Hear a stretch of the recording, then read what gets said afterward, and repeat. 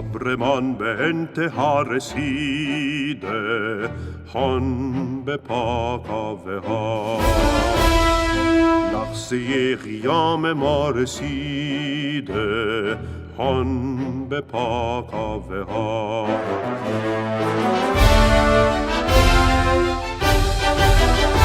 برپا ای آسیان، زحمت کشان طوفان کنید، ما دست در دست هم کاخ ستم ویران کنیم.